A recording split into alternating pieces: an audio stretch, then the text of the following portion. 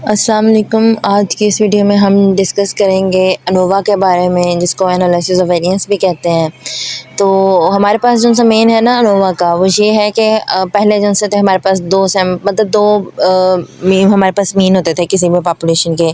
दो वैल्यूज़ होती थी जिनको हमने आपस में कंपेयर करना होता था, या हमारी हाइपोथेसिस है उसके अंदर दो वैल्यूज़ बनती थी जिसमें हम कहते थे कि जी ये इक्वल होंगे या नॉट इक्वल होंगे।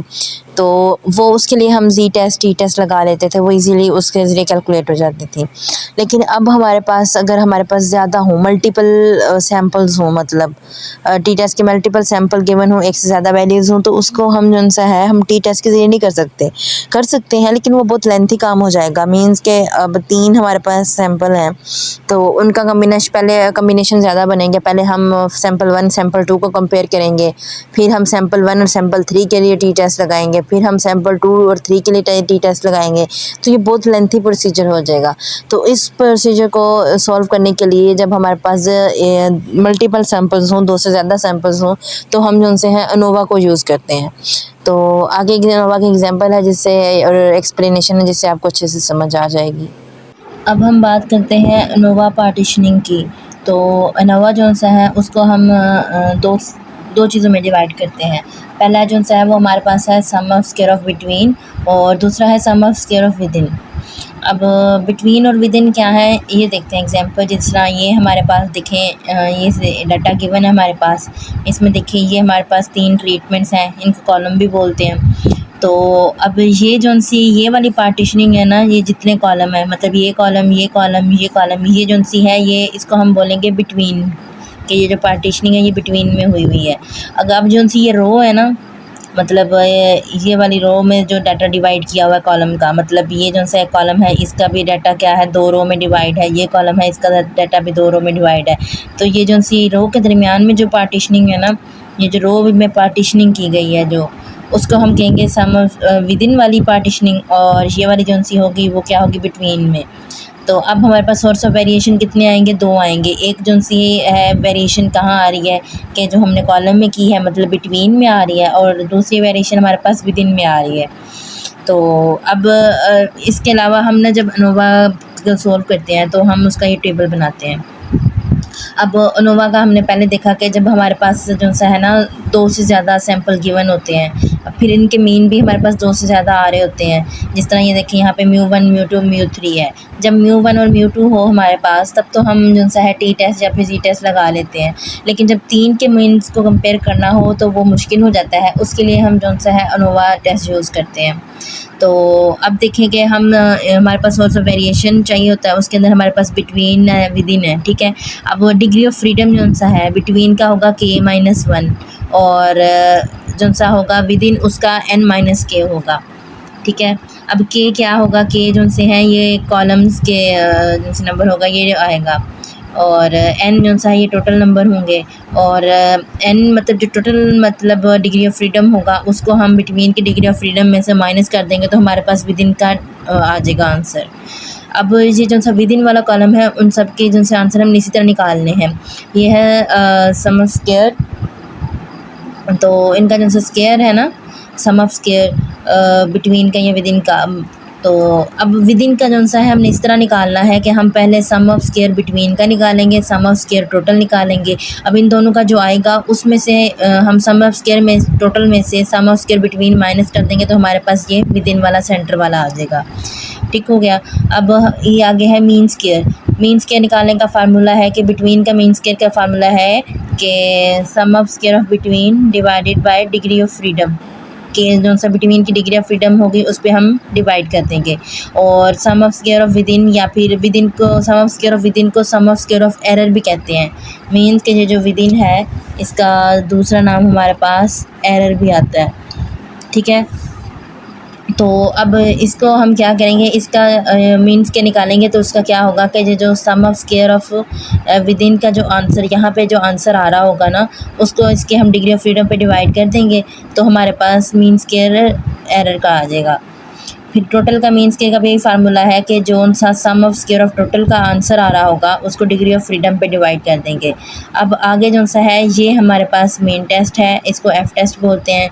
अब इसका यही जो आंसर आता है इसको फिर हम कंपेयर करते हैं, ये सिंगल वैल्यू आता है तो इससे हम डिफरेंट मीन्स को एक वैल्यू के ज़रिए कंपेयर कर सकते हैं। तो अब इसका फार्मूला हमारे पास एफ़ का वो है हमारे पास जो सा मीन स्क्वायर बिटवीन का होगा, ये जो सा इसको डिवाइड करने से जो आंसर आएगा उसको हम मीन स्क्वायर जो सा है एरर या फिर विद इन पे डिवाइड कर देंगे तो हमारे पास जो सा है वो आंसर आ जाएगा। ठीक है, ये हो जाएगा। अब एक एग्जांपल सॉल्व करते हैं, आपको समझ आ जाएगी सारी। अब ये एग्जांपल जो गिवन दी गई है इसका ना वो थोड़ा सा बेटर दिया गया है, इसको शॉर्ट लिखा है ताकि आपको ना इजीली समझ आ जाए। तो इसमें हमारे पास 3 ट्रीटमेंट है, मीन सैम्पल 1 है, सैम्पल 2 है, सैम्पल 3 है और 2 ही इसकी रोज़ हैं, छोटा सा डाटा है हमारे पास। तो हम इसको उसी तरह सॉल्व करेंगे जिस तरह हम पहले टेस्ट स्टैटिस्टिक करते थे। सबसे पहले हम हाइपोथेसिस फार्मेशन करेंगे। हाइपोथेसिस फार्मेशन में हमारे पास नल हाइपोथेसिस बनेगी कि जो सा है μ1 मतलब सैम्पल 1 का जो मीन है और जो वो इक्वल है सैम्पल 2 के मीन के और एक वो जो बराबर है सैम्पल 3 के मीन के। अल्टरनेटिव जो सा है वो इसके अपोजिट बनेगा जिसमें नॉट इक्वल टू आ जाएंगे मीन। और लेवल ऑफ सिग्निफिकेंस हमारे पास गिवन होता है अल्फ़ा 0.05। अब नेक्स्ट हमारे पास टेस्ट स्टैटिस्टिक आ जाता है तो उसके यही फार्मूला लगाएंगे हम जो मीन स्क्वायर उसका होगा बिटवीन का और फिर जो उसको डिवाइड कर देंगे एरर के मीन स्क्वायर पे। अब हम कैलकुलेशन करते हैं तो कैलकुलेशन में मतलब ये जो सा डाटा जो सा ये इस टेबल में हमारे पास गिवन था सैम्पल 1 सैम्पल 2 सैम्पल 3, इसके मैंने यहाँ पे टोटल करके राइट कर लिए हैं। ये जो से है ये रोज़ की टोटल है, ये वाले कॉलम के टोटल है और ये हमारे पास जो सा है ये ग्रैंड टोटल है 81 जो सा है ग्रैंड टोटल आ गया। इसको T0 भी कहते हैं। उसके बाद हम सबसे पहले sum of square of total निकालेंगे। तो sum of square of total का हमारे पास फार्मूला है summation I J square minus C F हमारे पास जो सा है वो करेक्शन फैक्टर है। ठीक है, तो करेक्शन फैक्टर निकालने का फार्मूला है हमारे पास जो सा T0 का स्क्वायर है उसको डिवाइड कर देंगे एन पे, मतलब कि जो ग्रैंड टोटल है ये वाला जो हमारे पास 81 है इसका हम स्क्वायर लेके और जो हमारे नंबर ऑफ़ ऑब्जर्वेशन है उस पर डिवाइड कर देंगे तो हमारे पास करेक्शन फैक्टर आ जाएगा। तो ये करेक्शन फैक्टर बनेगा 81 का स्क्वायर डिवाइडेड बाय 6, ये जो टोटल वैल्यू 6 से हमारे पास 6 आ जाएगा। इसको राइट कर लेंगे और समेशन आई जे स्क्वायर निकालने का फार्मूला है कि sum of square of total में जितने भी हमारे पास ऑब्जर्वेशन होंगी ना, ये मतलब आई और जे जो सी ऑब्जर्वेशन है, आई जो सी हैं वो रो वाली हैं, जे जो सी कॉलम वाली हैं, उन सब का हम स्केल लेके उनको प्लस कर लेंगे और उसमें जो आंसर आएगा उसको करेक्शन फैक्टर में से माइनस कर देंगे।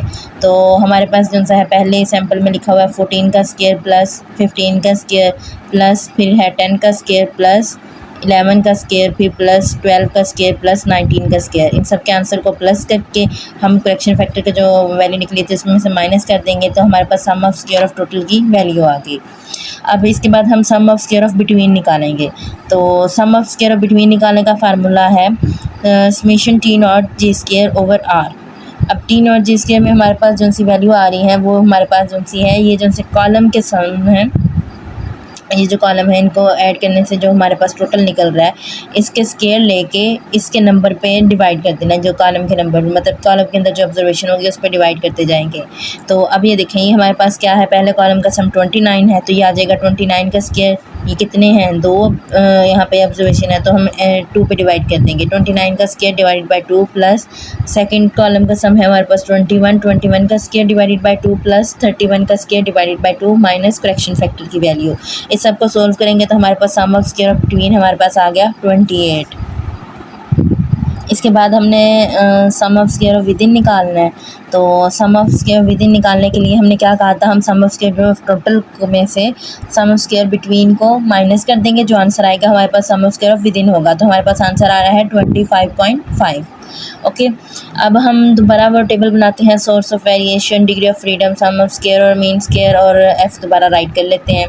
ठीक है, अब डिग्री ऑफ फ्रीडम निकालने के लिए अब जो सी हमारे पास बिटवीन है, बिटवीन क्या था हमारे पास नंबर ऑफ़ कॉलम्स थे, तो हमारे पास नंबर ऑफ़ कॉलम 3 थे पीछे डाटा में गिवन, तो हम 3 - 1 कर देंगे। मतलब कि इसका फार्मूला जो सा K - 1 था ना, ये फार्मूला था k-1, तो k की वैल्यू 3 है, 3 - 1 2 आ जाएगा। और ये वाला फार्मूला था n-1, है ना। तो अब n टोटल हमारे पास 6 है, 6 - 1 कर देंगे 5 आ जाएगा। अब यहाँ पे था k-n फार्मूला, तो k की n-k आएगा हमारे पास। तो n कितना है हमारे पास 5 आया है, k कितना है हमारे पास 2 है, तो 5 - 2 3 आ जाएगा। ये हमने इनके डिग्री ऑफ फ्रीडम निकाल लिया। आप इस प्रोसीजर को ना रफ में करेंगे, ये मैंने समझाने के लिए इसको यहाँ पे साइड राइट किया, वरना आप यही राइट करेंगे।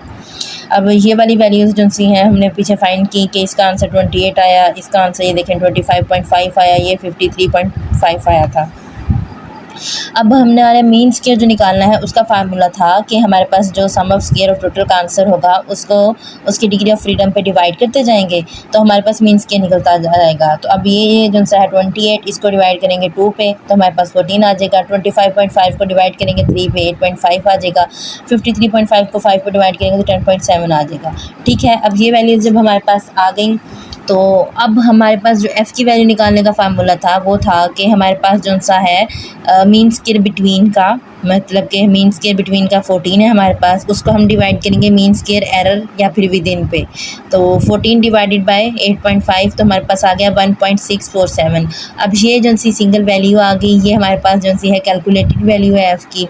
अब हम टेबुलेटेड f की वैल्यू निकालेंगे और फिर चेक कर लेंगे कि हमारी वैल्यू किधर लाई करती है, कि वो हम अपनी नल हाइपोथेसिस को एक्सेप्ट करेंगे या रिजेक्ट करेंगे। तो अब देखें, अब क्रिटिकल रीजन निकालने के लिए एफ का हमारे पास फार्मूला है F alpha k-1 n-k। Degree of freedom ये k-1 डिग्री ऑफ फ्रीडम किसका है, बिटवीन का, और n-k डिग्री ऑफ फ्रीडम है विद इन का। तो मतलब कि हमने विद इन का डिग्री ऑफ बिटवीन का डिग्री ऑफ फ्रीडम यूज़ करना है और विद इन का डिग्री ऑफ फ्रीडम यूज़ करना है। तो ये k-1 की वैल्यू हमारे पास 2 है, n-k की वैल्यू हमारे पास 3 है, तो और अल्फ़ा 0.05 था। तो अब हम f के टेबल में जाके 0.05 को 2 और 3 के ग्राफ में चेक करेंगे तो हमारे पास 9.5 वैल्यू आ रही है। अब हम ग्राफ ड्रा करेंगे तो 9.5 ये आ गया। अब हमारे पास जो कैलकुलेटेड वैल्यू थी 1.647 थी, तो वो वाली जो सी है इससे छोटी है ना, हमारा जो सा है 9.5 से 1.647 छोटा है, तो ये क्या है, एक्सेप्टेड नल हाइपोथेसिस एक्सेप्ट हो जाएगी, क्योंकि ये वैल्यू जो सी है नॉन क्रिटिकल रीजन में लाई करती हैं। और हमारा कंक्लूजन हो क्या होगा, we will accept null hypothesis because 3 treatments are equal, मतलब कि जैसे हमारे पास 3 कॉलम्स थे या 3 ट्रीटमेंट्स से वापस में इक्वल हैं। हमारी नल हाइपोथेसिस भी यही थी ना कि वो तीनों इक्वल हैं, तो हमारी जो सी है नल हाइपोथेसिस वो एक्सेप्ट हो जाएगी।